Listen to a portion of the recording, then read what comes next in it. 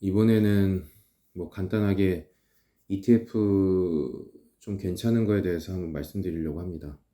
참고로 전 ETF에 대해서 뭐 그렇게 많이 공부한 사람도 아니고 많은 투자 경력도 가지고 있는 것도 아니고 일단 그렇습니다. 그냥 참고해서 들어주셨으면 좋겠습니다. 뭐 일단 ETF 우리나라에서 ETF에 관심 많은 사람들 많죠. 역시 지수에 투자하는 게 짱이다 뭐 등등등. 그래서 저도 여러 개의 ETF를 좀 찾아보기도 해보고, 뭐 저도 뭐 앞전에 얘기했듯이 주식 투자 경력이 한 지금 17년 차, 18년 차, 19년 차인가요? 그렇게 오래되고 해보니 확실히 ETF가 지금 그래도 가장 좀 안전하고 좋은 투자 대안이라고 어느 정도 인정은 하는 편입니다. 뭐 물론 앞전에 얘기했듯이 부동산이랑 비교를 하면 그걸로는 비교 대상 자체가 안 되는 거지만 그냥 투자 상품으로서만 접근을 했을 때는 ETF가 그래도 지금 현재 한국 입장에서는 가장 괜찮은 투자 대안이라고 생각을 합니다. 그래서 오해하지 마시고 들으셨으면 좋겠습니다. 제가 뭐 그렇다고 ETF가 부동산보다 더 좋다 이런 말은 절대 아닙니다. ETF 자체만 봤을 때를 말씀드리는 겁니다. 그래서 저도 ETF에 대해서 좀 이것저것 좀 다 뒤져보고 뭐 좀 이렇게 봤는데요. 제가 어느 것까지 이제 봤냐고 대충 간략하게 말씀드리냐면 뭐 우리나라에 상장된 ETF들 좀 많이 봤고요. 그리고 미국에 상장돼 있는 ETF 위주로 조금 나름 좀 뒤져보기도 하고 했었습니다. 뭐 전 세계 투자하고 있는 ETF나 뭐 아니면 동아시아에만 투자하는 ETF, 중국에만 투자하는 ETF, 미국에만 투자하는 뭐 한국에만 뭐 아니면 채권이랑 혼합되어 있는 뭐 금이랑 원자재 뭐 이런 쪽이랑 투자 같이 되어 있는 아니 국채만 투자해 있는 아니면 혼합되어 있는 그 비중에 따라 달라져 있는 뭐 TDF 등 여러 가지를 보긴 했는데 어 제가 봤을 때는 일단은 선택과 집중을 하는 게 좋겠더라고요. 뭐냐면 뭐 다들 아실 거라고 생각을 해요. 뭐 지금 제가 말씀드린 내용은 뭐 그렇게 특별한 내용은 아니고 너무 뭐 기존에 사람들 어느 정도 다 눈치채고 있고 사실은 웬만한 주식 초보자들도 어느 정도 알 수 있는 내용인데 그래도 저도 어느 정도 공감한다는 측면에서 말씀드리는 겁니다. 제가 어쨌든 이리저리 좀 찾아보니까 그래도 일단 미국 S&P 500에 투자하는 게 가장 베스트인 것 같고 그리고 그거를 이제 찾아보니까 결국에는 뭐 여러 가지가 있긴 하겠지만 그래도 그나마 가장 안정성과 수익성 밸런스를 생각한다면 리스크까지 밸런스를 생각한다면 두 가지로 나눠지는 것 같더라고요. 미국에 상장돼 있는 뭐 ETF나 아니면 한국에 상장된 ETF인데 사실 그거에 대해서 더 좀 이렇게 더 디테일하게 들어간다면 뭐 특히 세금 이슈가 있죠. 절세 측면에서까지 이제 보긴 해야 되는데 아직은 솔직히 말하면 제가 그 분야에 대해서도 정확히 알지는 못하고 그냥 기본적인 건 알고 있습니다. 뭐 우리나라 같은 경우에는 매매 차익이나 배당 소득에 대해 15.4%씩 각각 매긴다던가 미국 지수에 투자하면 22%의 뭐 그 정도의 세금 낸다던가 그게 나중에 장기적으로 갔을 때 단기적으로 갔을 때 어떤 차이가 있고 이런 기본적인 건 알고 있습니다. 그런 기본적인 거는 뭐 여러분들이 알아서 찾아보시면 될 것 같고 굳이 그거에 대해서 시간 낭비할 필요 없다고 생각하고 그냥 그 ETF 자체만 봤을 때를 말씀드리는 겁니다.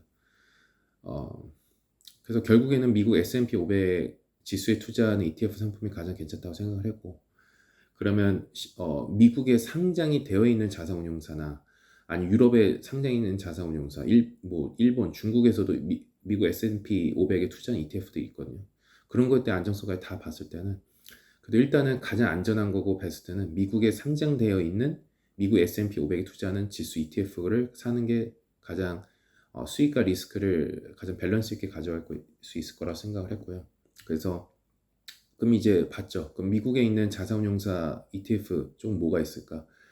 일단은 ETF를 봐야 되지만 일단은 미국 자산운용사를 좀 더 볼 필요가 있어요. 그래서 보통은 우리가 사실 지금은 조금 더 위상이 올라갔긴 했는데 제가 좀 보고 있었을 때만 해도 사실은 블랙락이 1등이었거든요. 그 다음이 2등이 정확히 기억 안 나는데 아마 뱅가드 쪽에서 맞는 걸 거예요. 근데 어쨌든 저는 그 당시에도 그랬고 지금도 그렇고 1, 2위 자산의 규모죠. 자산의 규모가 굉장히 중요하긴 하지만 일단은 거기 그 회사에 운영하는 그 투자 철학이 굉장히 중요해요. 사실 그게 전부 다로 할 정도로. 그 다음이 경영진인데 경영진은 뭐 계속 바뀌긴 하죠. 근데 결국 그 경영진도 그 회사의 투자 철학을 따라갈 수밖에 없고 그리고 저는 개인적으로 어떤 그 회사의 투자 철학이 뿌리인데 그 뿌리를 만든 사람이 누구냐도 굉장히 중요한 것 같아요. 그게 창업자죠. 그래서 저는 제가 봤을 때는 만약 미국 상장된 ETF에 투자를 하신다면 저는 뱅가드사 쪽, 그러니까 뱅가드 자산운용사 쪽에서 운영한 ETF를 좀 추천드리는 편이고요. 뭐 이제 그쪽을 이제 말씀을 드리면 또 두 가지로 나눠져요. 뭐 너무 사실 너무 너무 기본적인 내용이라서 사실 좀 말하기가 조금 좀 사실 말하기도 싫은데 그냥 혹시 모르는 사람 있는 사람 한해서 말씀드리는 겁니다. 그래서 그러면 뱅가드 쪽에서 뱅가드사에서 만든 이제 상품은 저는 이제 크게 투자 상품 대상으로는 두 가지로 나눠지는 것 같아요. 이제 VTI랑 VO 티커를 말하는 거예요. 티커 VTI 같은 경우에는 미국 전체 주식에 투자를 하는 겁니다. 근데 여기서 잘 보셔야 되는 게 비상장에 투자하는 건 아니에요. 미국 전체 주식에 기업에 투자한다고 해서 간혹 모르신 간혹 모르신 초보자분들에는 아 그럼 비상장된 주식도 담고 있는 건가 이렇게 생각하시는 분이 있는데 아니에요. 그냥 미국에 상장이 돼 있는 전체 주식에 투자를 하는 거죠. 그래서 미국 전체 주식에 투자하는 것까지 고려를 하신다면 VTI고 그렇지 않고 전통적인 방식대로 상위 시총 500개 기업 그쪽에 투자하는 ETF 투자한다고 한다면 VO를 선택하시면 됩니다. 근데 근데 여기서 조금 아시는 분들은 이렇게 얘기하실 거예요. 야, 너 러셀은 왜 얘기 안 하냐? 이렇게 얘기하실 거예요. 맞습니다. 러셀은 이제 중소기업까지 해서 다 이제 투자를 하는 건데, 근데 러셀 같은 경우에는 저는 많이 투자를 한다면, 이거 러셀은 조금 리스크가 있다고 봐요. 왜냐하면 뭐 기본적인 우리가 알고 있는 리스크 그런 거 말고요. 저는 항상 이제 뭐 과거 영상에서도 몇 번 가끔씩 얘기를 하겠지만 뭐 복잡성 이런 거에 대해서 얘기를 했거든요. 뭐 복잡계라는 거는 뭐 제가 뭐 나중에 뭐 또 따로 저희 짧은 지식 안에서 한해서로 제가 복잡계에 대해서 설명을 드릴게요. 사실 복잡계는 굉장히 어려운 얘기고 저도 제대로 이해했는지 모르겠지만 어쨌든 그 복잡계의 특성을 사용하게 되다 보면 결국 이 모든 세상은 패테일을 가지고 있거든요. 패테일이 뭐냐면 우리가 극단값으로 생각했던 일들이 생각보다 굉장히 빈번하게 발생을 하는 거예요. 근데 지금 시점으로 봤을 때는 그런 패테일이 많이 발생을 할까? 전 물론 많이 발생하는 편이긴 하는데 러셀 투자로 하기에는 그 빈도수가 생각보다 아직은 덜 하다고 생각을 했고요. 그래서 그런 측면에 봤을 때 러셀 투자는 조금 아직은 지향하는 편이고 그리고 그에 따라서 VTI도 아직은 조금 아직은 시기가 아니지 않을까 이렇게 생각을 하는 거예요. 그래서 결론부터 말씀드리면 그래서 저는 그런 사유로 인해서 많이 추천을 드린다고 한다면 가장 좋은 투자처로는 이제 그 뱅가드사에서 하는 그 VOO 그거를 가장 추천을 드리고요. 근데 이거는 이제 아시겠지만 이제 달러로 환전을 한 다음에 ETF를 매수를 해야 되기 때문에 그거에 대한 조금 뭐 리스크는 있죠. 그래서 그거는 여러분들이 알아서 잘 체킹하면서 하시는 거고. 근데 제가 만약에 ETF를 적극적으로 투자를 해야 된다고 한다면 저는 달러를 어느 정도 좀 리스크를 방어를 하면서 할 것 같아요.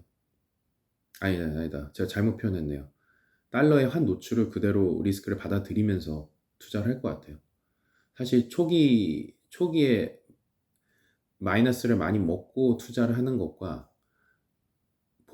원금인 상태와 플러스인 상태에 투자하는 건 사실 하늘과 땅 차이거든요. 사실 생각보다 굉장히 그게 커요. 근데 굳이 지금 상황에서 이런 생각이 조금 들긴 하지만 그래도 제가 많이 좀 당장 뭐 먼 미래를 생각을 장기 투자 생각으로 ETF 한다면 저는 그래도 달러에 대한 그 리스크를 안으면서 분할 매수할 것 같습니다.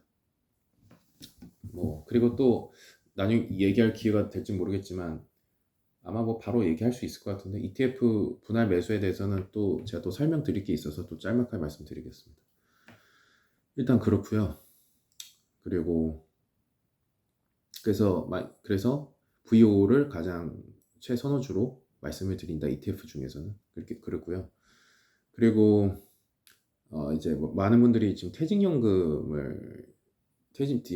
특히 DC형 퇴직연금 같은 경우에 이거 어떻게 운용을 해야 되냐라고 말씀하시는 분들 많은데 그냥 뭐 간단해요. 뭐 지금 일단 대안은 없고 사실 우리나라 퇴직연금 DC형 운용제도에 가장 저는 좀 아쉬운 면이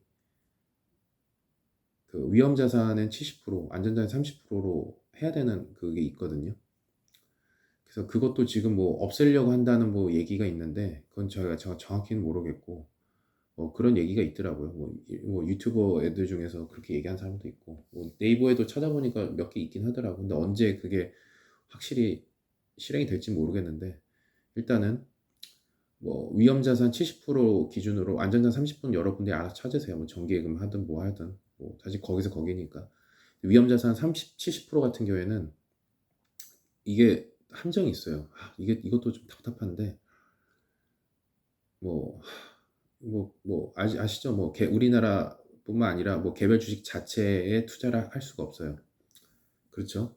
그러면 결국에는 돌고 돌고 돌아서 결국에는 ETF가 가장 괜찮은 투자 상품으로 아마 함축이 될 거예요. 그냥 결론만 말씀드리는 거예요. 그렇게 될 거고 그렇게 됐을 때 이게 국내에 상장된 ETF밖에 결국 투자 대안이 없을 거예요. 결국에는 좀 어느 정도 투자를 하시는 또는 조금 찾아본 분들이라면 결국 그 답으로 결국 수렴이 될 거예요. 그렇게 됐을 때 그러면 결국 국내 상장된 ETF, 특히 국내 상장된 미국 S&P 500에 투자하는 ETF를 찾으실 거예요. 그럼 여러 가지가 있으실 거거든요. 그러면 결국 제가 앞전에 ETF에 굉장히 사람들이 간과하는 부분이 뭐라고 했죠? 자사운용사의 안정성. 뭐 이런 측면에서 얘기를 말씀드렸죠.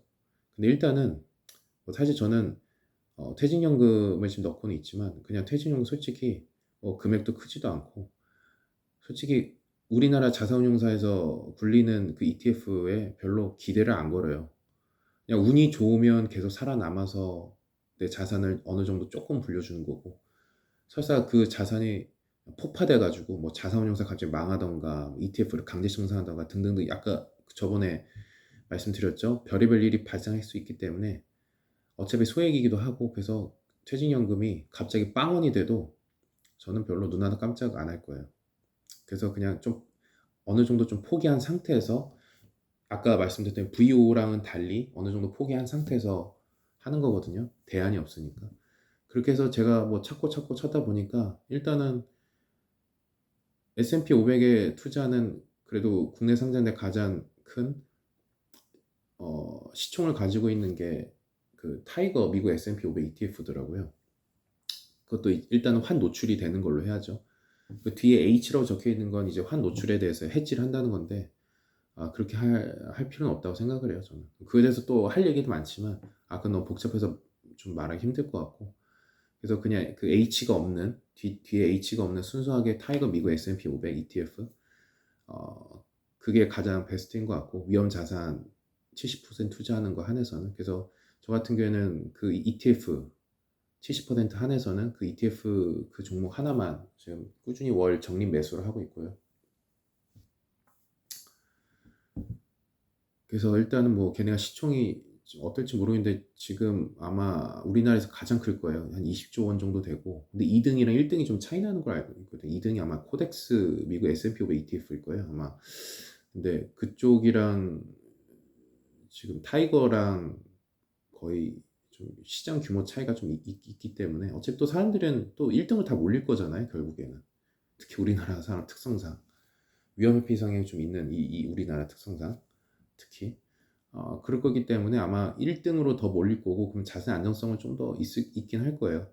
근데 있긴 할 건데 그리고 저는 개인적으로 오래 투자를 했지만 그래도 자산운용사 쪽에서는 그래도 미래에셋 자산운용사가 그래도 나름 좀 그 운용 쪽에 있어서는 나름 뿌리가 있고 나름 프라이드가 있거든요.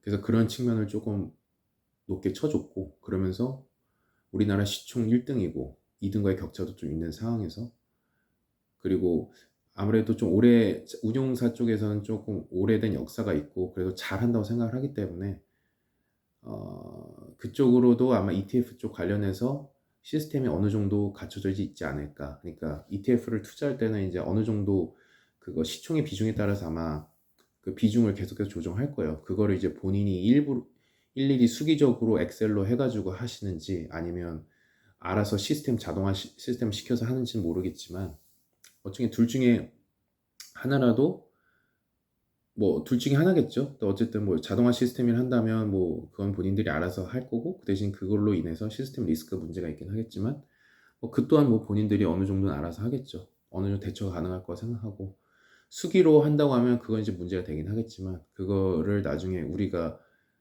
그 펀드 매니저가 수기로 작성하거나 이런 거에 대해서 실수가 있는 거에서 우리가 사실을 찾아내긴 힘들 거라고 생각을 하지만 뭐 어쨌든 뭐 크게 문제가 되지 않을까 뭐 문제는 없을 거라 생각하고 문제가 생기더라도 저는 우리나라 ETF는 좀 포기를 한 상태이기 때문에 그것도 리스크로서 감당을 할 생각인 겁니다. 그리고 제가 말한 이 리스크는 모든 우리 국내 상장 ETF들 다 적용될 거고요. 네, 그렇습니다. 그래서 저 같은 경우에는 제가 만약에 일반 계좌로 장기 투자로 한다고 가정했을 때 ETF 최선호주를 말씀드린다면 뱅가드사의 VOO가 될 거고요. 그리고 만약 퇴직연금에 위험자산 70%를 담고 있는 걸로 투자를 한다면 일단은 제 생각에는 일단 환 노출을 그대로 받아들이는 뒤에 H가 없는 그러니까 타이거 미국 S&P 500 ETF에 투자하는 게 가장 베스트이지 않을까 싶습니다. 나머지 퇴직연금 쪽에 안전자산 30%는 그거는 말씀 안 드릴게요. 왜냐면 저도 뭐 그것도 뭐에 투자하고 있긴 하지만 또 그 사이 또 뭐 우리나라 알잖아요. 법이 맨날 수시로 바뀌는 거. 법이 또 바뀌어가지고 안전자산 30%가 30에서 빵프로로 된다. 그러면 또 제가 말씀드리는 게 의미가 없잖아요. 그래서 일단 뭐 그거는 굳이 찾아볼 의미도 없고 여러분들이 찾아봐도 되고 네 그렇습니다. 인터넷에 뭐 유튜브에 특히 많이 나와 있으니까 그 참고하셔도 되고 네, 일단 그렇습니다. 도움이 되셨는지 모르겠네요. 네 이상입니다.